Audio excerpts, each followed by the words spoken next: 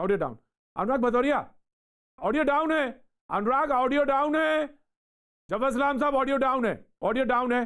Sir Anurag Bhadauria ji, सवाल इन्होंने ये रखा बीच में बहस में कि हाँ ये बात तो सच है कि दोनों में आपने कहा 45% तो आपके यहाँ बीजेपी। जफर सलाम साहब उन्होंने एक फेहरिस्त पढ़ी और निजामी साहब ने भी पढ़ी और इन्होंने भी पढ़ी, बोले आपके यहाँ भी है वंशवाद। लेकिन सवाल यह है कि अनुराग भदौरिया ये कह रहे थे, यानी बीजेपी के प्रवक्ता ये कह रहे थे हमारे यहाँ तो कोई भी आ सकता है और प्रधानमंत्री भी बन सकता है, अध्यक्ष भी बन सकता है, आप क्या बन सकता है क्या अनुराग भदौरिया जी?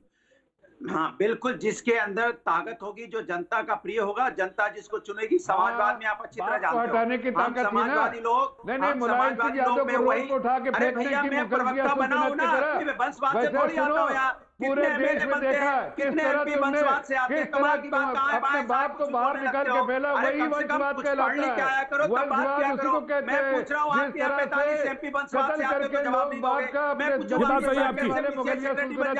पूछूंगा डॉक्टर अनुराग भदौरिया, ये आपका आंकड़ा ले लिया मैंने, डॉक्टर अनुराग भदौरिया का ये आंकड़ा मैंने लिया। क्या बात करते हो? कुछ नहीं।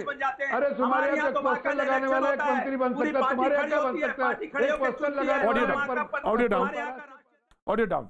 सवाल ये है, मैंने लिया, सवाल ये है कि प्रधानमंत्री आज जब बोल रहे थे, युवाओं को कह रहे थे, तो ये बात तो सच है कि युवा जब आएंगे, मैं आ रहा हूं जफर सलाम साहब आ रहा हूं, ऑफकोर्स आऊंगा, आपसे लूंगा। सलमान निजामी जैसे, अनुराग भदौरिया जैसे, सतीश जी जैसे, ये तमाम सारे युवा, आप तो खैर राज्यसभा में ही हैं, तो जब ये युवा लोग आएंगे तो राजनीति में भी और सामाजिक जो शुचिता है, यानी पवित्रता है, यानी जहां पर भ्रष्टाचार को समूल नष्ट किया जा सकता है, उसमें बड़ी अपॉर्चुनिटीज पैदा होंगे। इसमें कोई दो राय नहीं है, इस बात को तो हम लेने को 100% तैयार हैं।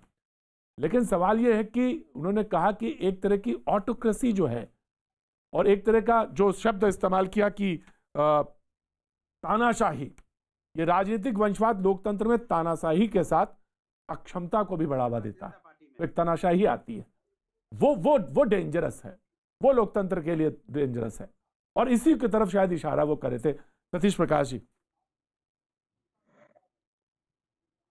नहीं देखो प्रतीक जी, देश के प्रधानमंत्री जी अगर इतने बड़े मन से अगर कोई बात कहते हैं तो उनकी बात का सम्मान करना चाहिए, लेकिन साथ साथ उन्होंने वंशवाद के साथ साथ उन्होंने ये भी कहा कि जो नाम के साथ जो सरनेम है, कुछ लोग सरनेम लगा करके भी चुनाव जीतते हैं, तो सबसे पहले मोदी जी को अपना सरनेम खत्म करना चाहिए, एक बात।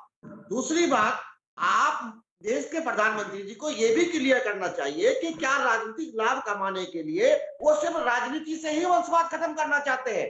कौन सा ऐसा क्षेत्र है कि जहां पर वंशवाद नहीं है? आपको फिल्मों में मिलेगा, सामाजिक लेवल पे भी उन्होंने बात करी। वो क्षेत्र है जहां आज भी वंशवाद है, और ये भी एक वंशवाद है कि क्षत्रिय का बेटा लड़ेगा, है ना, और ब्राह्मण का बेटा पुजारी बनेगा, वैश्य का बेटा जो है व्यापार करेगा, ये भी एक वंशवाद है। और वंशवाद के पोषक कौन है? हिंदुओं के सबसे बड़े ग्रंथ है, मनुवाद है ना, आप मनुस्मृति है, वही तो कहती है। ये बात सतीश जी ठीक नहीं है। नहीं सतीश जी, ये बात तो बिल्कुल ठीक नहीं है आपकी कि जो ग्रंथ हैं वो पोषक। सुनिए ना, नहीं आप स्वतंत्र हैं, लोकतंत्र में रहते हैं आप अगर तय कर लें कि हम नाम प्रतीक लिखेंगे तो आप तय करिए। क्षत्रिय दल है, आप जो दलित का बेटा है उसको पखाना साफ करना चाहिए, यही नहीं बिल्कुल नहीं करना चाहिए। वंशवाद ये भी होता है। मैं सतीश जी बताऊं, सतीश जी बहुत दिनों बाद आपसे मुलाकात हो रही है नए साल में। सतीश जी नए साल में बहुत दिनों बाद आपसे मुलाकात हो रही है। मैं आपको बताऊं, राजनीतिक तरीके से लेना चाहिए। मैं आपकी सतीश जी बड़े मन से अगर कोई बात बोल रहे हैं ना, तो उनको कुछ सवालों का जवाब भी देना पड़ेगा ना। यही विवेकानंद जी वंशवाद से पीड़ित रहे ना। अगर आप भारतीय इतिहास को पढ़ेंगे तो अमेरिका में जब वो हिंदुओं के रिप्रेजेंट करने के लिए गए तो तमाम यहाँ के हिंदू संगठनों ने उनको हिंदू मानने से मना कर दिया।